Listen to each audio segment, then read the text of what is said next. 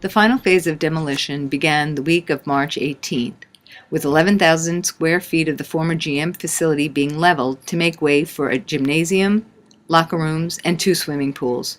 Stay tuned for our next update. Help us finish. Donate online at www.jcconthehudson.org.